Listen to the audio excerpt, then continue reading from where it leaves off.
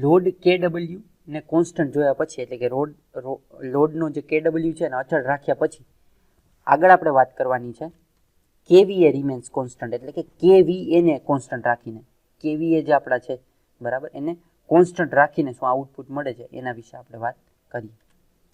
સો cos phi 1 આની અંદર પણ cos phi 1 છે બરાબર એટલે કે પાવર ફેક્ટર જે ઇમ્પ્રૂવ થયા વગરનો પાવર ફેક્ટર છે cos phi 1, ઇમ્પ્રૂવ થયેલો પાવર ફેક્ટર છે cos phi અને KVA is equal to Q જે અહીંયા દેખાય છે KVA is equal to Q is equal two OA અત્યારે OA છે બરાબર KVA is equal two OA આમ તો OA અને OB બંને સેમ જ થાય અહીંયા કરેલું જ છે બરાબર OA is equal two OB કહી શકાય.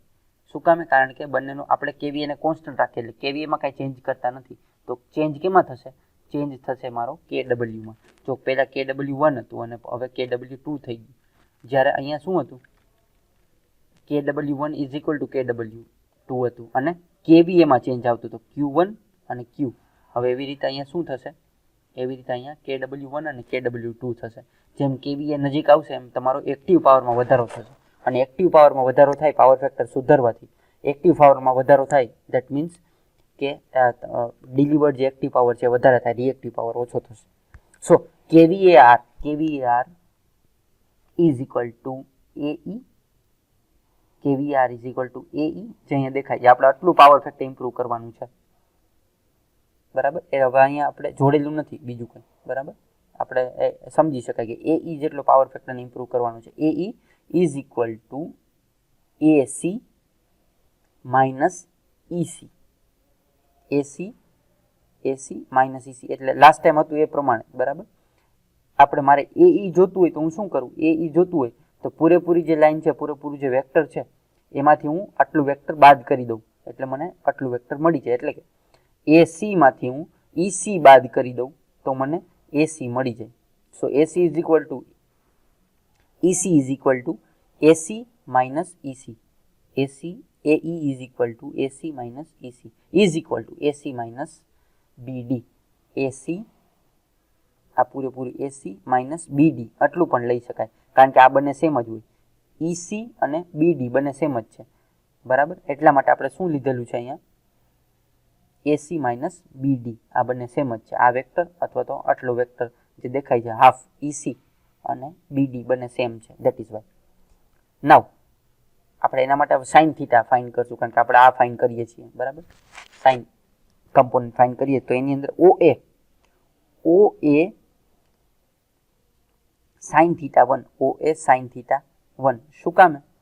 OA sin theta 1 because AC જે પૂરેપૂરા ટ્રાયંગલની વાત કરીએ OCA અથવા ACO ની વાત કરીએ બરાબર તો એની અંદર કર્ણ કારણ કે અહીંયા 90 ડિગ્રી છે એટલે સામેની બાજુ પાસેની બાજુના કર્ણ ત્રણેય હોય બરાબર.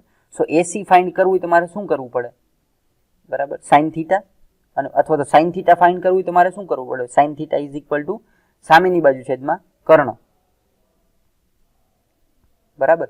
સો સામેની બાજુ મારી પાસે AC છે સામેની બાજુ છે મારી પાસે AC તો AC ઇઝ ઇક્વલ ટુ શું થશે? OA એટલે કે કર્ણ અને sin થીટા 1 અને OB અને sin થીટા બરાબર. OB અહીંયા OB છે કારણ કે OB અને OA જોવા જઈએ તો બંને સેમ જ છે ધેટ ઇઝ વાય આગળ આપણે જોઈએ એટલે ખ્યાલ આવશે. સો OA is equal two OB is equal to Q છે આપણો એપરન્ટ પાવર છે કારણ કે એ હવે ચેન્જ થતો નથી KVA ને આપણે કોન્સ્ટન્ટ રાખ્યા છે તો એપરન્ટ પાવર મારો સેમ છે એપરન્ટ પાવર સેમ છે. સો KVAR ઇઝ ઇક્વલ ટુ કારણ કે આપણે અલ્ટિમેટલી ફાઇન્ડ KVAR જ કરવાનું છે KVAR is equal to Q એટલે apparent power sin theta 1 minus sin theta OA અને OB બંને સેમ છે ઇઝ ઇક્વલ ટુ Q છે that is Y. Okay now CD is equal two OD minus OC CD is equal two આ જે CD દેખાય છે કારણ કે હવે KW1 તો પહેલા હતું હવે ઇમ્પ્રૂવ થઈને KW2 સુધી જાય છે એટલે KW1 પ્લસ KW2 થશે પૂરેપૂરું બરાબર. સો KW2 આપણે ફાઇન્ડ કરવું છે તો CD ફાઇન્ડ કરવું છે. CD એટલે આ પૂરેપૂરા વેક્ટરમાંથી હું આટલું વેક્ટર બાદ કરી દઉં OC જેટલું તો મને CD મળી જાય. સો OD minus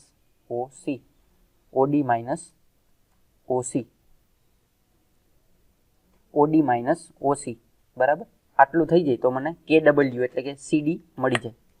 okay now Q is equal to now Q. તો હવે ઓડી માટે પણ આપણે ફાઇન્ડ કરી શકાય, જેમ સામેની બાજુ માટે ફાઇન્ડ કર્યું આપણે એવી રીતે પાસેની બાજુ માટે પણ ફાઇન્ડ કરી શકાય. બરાબર, તો પાસેની બાજુને કર્ણને આપણે લેશું. બરાબર, સો ઓડી પણ ત્યાં સાઇન થીટાની જગ્યાએ શું આવી જશે? કોસ થીટા, કારણ કે આ કોસ કમ્પોનન્ટ છે. That is Y. So Q is equal two cos 5 minus cos 5 1, કારણ કે મારી પાસે ઓડી છે cos 5 છે એટલા માટે. ઓકે, સો નાવ એબી અહીંયા જે દેખાય છે ટ્રાયંગલ. હવે આપણે આ ટ્રાયંગલ જોશું. આ ટ્રાયંગલની વાત કરીએ કાટકોણ ત્રિકોણની, તો પાયથાગોરસ પ્રમાણે એબી કર્ણ ઇઝ ઇક્વલ ટુ પાસેની બાજુનો છેદ ને સામેની બાજુનો પાસેની બાજુનો વર્ગ ને સામેની બાજુનો વર્ગ, અને બંનેને અંડર રૂટમાં કર્યા છે. AE minus EB. Okay, that is why AB. Now next. So પૂરેપૂરું AE પણ મારી પાસે છે, AE પણ છે. AE એટલે KVAR AE પણ છે, અને EB પણ છે. EB એટલે CD એ પણ છે. સો લાસ્ટ મને આઉટપુટ શું મળશે? AB is equal to AB, that means આટલો પાવર ફેક્ટર ઇમ્પ્રૂવ કરવાનું છે, is equal to Q sine theta 1 minus sine theta square minus cos theta minus cos theta square, under રૂટમાં બધું જ.